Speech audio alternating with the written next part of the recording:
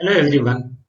Under the series of brick masonry bonds, we will learn different types of bonds in brick masonry. In this presentation, we are going to learn stretcher bond and header bond. After the presentation, you will be able to define the terms cones, bond, header bond and stretcher bond. You will also be able to supervise the construction of header and stretcher bond at construction site. Con. Cons are masonry blocks at the corner of a wall. They exist in some cases to provide actual strength for a wall, to make a feature of a corner creating an impression of permanence and strength, and reinforcing onlookers' sense of structure's presence. In short, the materials provided at the corner of a wall are known as cons, and they have two purposes to serve. First, to provide good strength. Second, to enhance the beauty of structure. It gives better architectural appearance to the whole structure. In this masonry work, we can see that at corner some different building material is provided than those of courses. They are known as quans. We will see the quans in an actual structure. Here in this structure, again we can see that at the corner different pattern is appearing. That means quans are provided.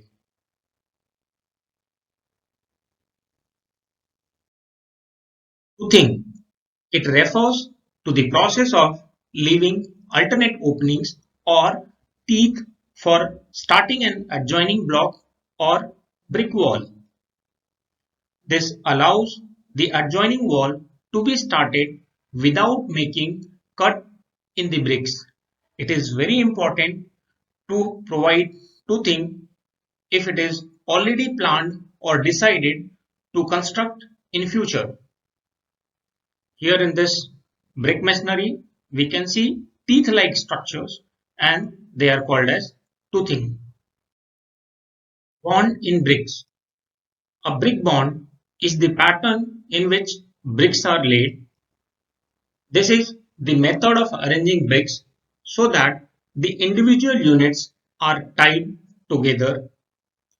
Bonding is essential to eliminate continuous vertical joint both in the body as well as on the face of the wall. Joints are formed in the body of a wall when wall is having thickness more than half brick. There are number of brick bonds and each and every bond is suitable for a particular type of construction work. We can categorize or classify them in two categories for our simplicity. First, the most common type and the other type.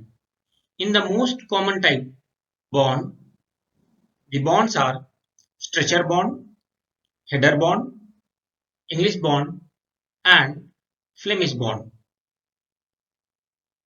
Other type of bonds are facing bond, Dutch bond, English cross bond, brick on edge bond, raking bond, zigzag bond and garden wall bond. In masonry construction, mostly English bond and Flemish bond is used. Stretcher bond. As the name indicates, they are created by laying the bricks as stretchers in the courses. Bricks are laid as they overlap midway with the courses of bricks below and above it. This is very important to break the continuity in vertical joints. They are also known as running bond. We can see that all the bricks are laid as stretchers except corner bricks, which are also known as quans, in alternate courses. In fact, they are laid as stretchers in the brick masonry perpendicular to this wall. So here they appear as a header, which is very essential, so the continuity of vertical joints are broken. Stretcher bond. They are used for construction of half brick thick wall or partition walls. Let's see how they look in the plan and elevation. For plan, we can divide the courses or layers as odd course and even course. These odd course and even course arrangements are very important to break continuity of vertical joint. In odd course, the bricks are laid as stretchers. You can see the even course, which will be above this odd course, will look like something this. So at the corner in even course, we can see that the header is visible and which is responsible for breaking the continuity of vertical joints. So these odd and even courses are laid alternatively. Now we'll see the elevation of a stretcher bond masonry work. Here we can see that the odd courses, that is the first, third, fifth, and so on, and even courses, second, fourth, sixth, and so on. The quans or the corner bricks marked as yellow are nothing but the first brick which is laid as header and it is breaking the continuity of vertical joint. Stretcher bonds are the simplest type of bond in construction. They are suitable for half brick thick walls, or we can say the only option for half brick thick wall. Useful in RCC frame structures for partition walls. Also used as outer facing of cavity wall or hollow wall for construction of boundary walls and garden walls. Mostly or preferably stretcher bonds are used. Limitations: they make weak bonding with adjacent bricks in full brick thick walls. So if the thickness of wall is more than half brick, they form weak bond.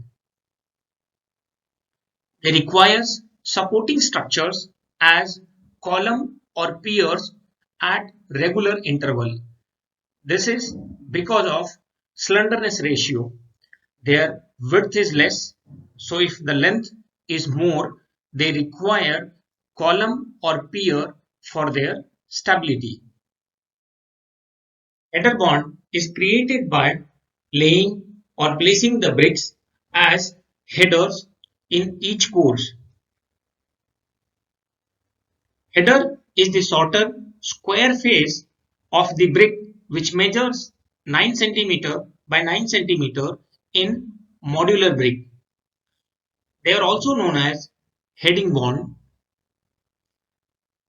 In plan, we will see the arrangement of headers in odd and even courses.